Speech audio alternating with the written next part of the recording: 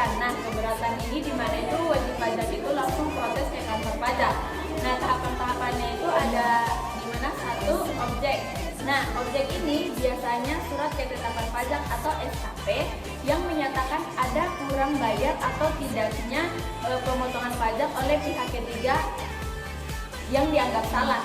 Terus yang kedua itu ada syarat umum. Nah, syarat umumnya ini di mana itu harus diajukan maksimal 3 bulan sejak surat pajak dikirim.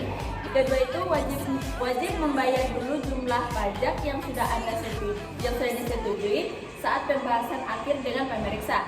Yang kedua itu ada proses. Nah, proses ini di mana DJP punya waktu 12 bulan untuk memberi jawaban yang di mana itu dia itu mengabulkan seluruhnya, sebagian, menolak atau justru menambah nilai pajak.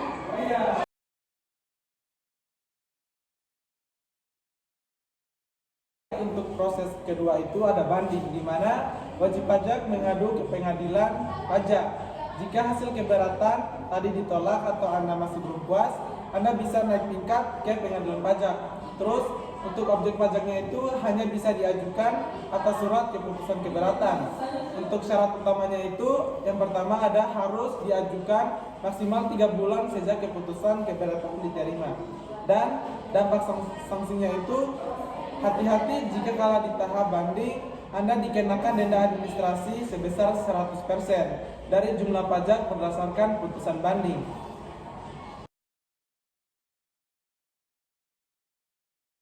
Yang proses ketiga itu ada gugatan, di mana wajib pajak melakukan protes terhadap prosedur.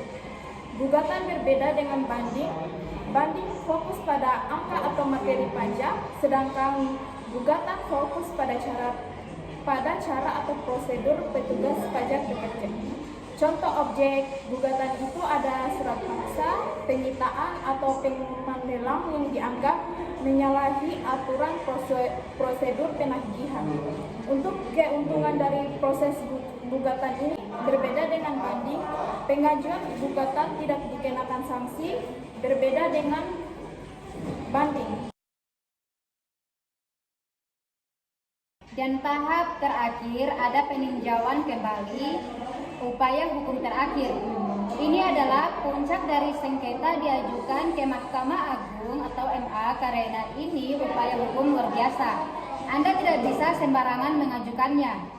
Kapan bisa diajukan?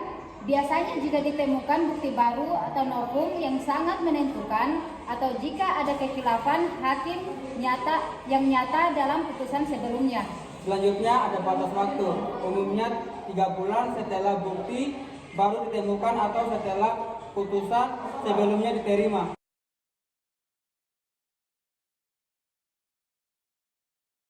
Hai semua, sekian tadi video penjelasan dari kelompok kami. Bila ada salah kata kami mohon maaf. Wassalamualaikum warahmatullahi wabarakatuh.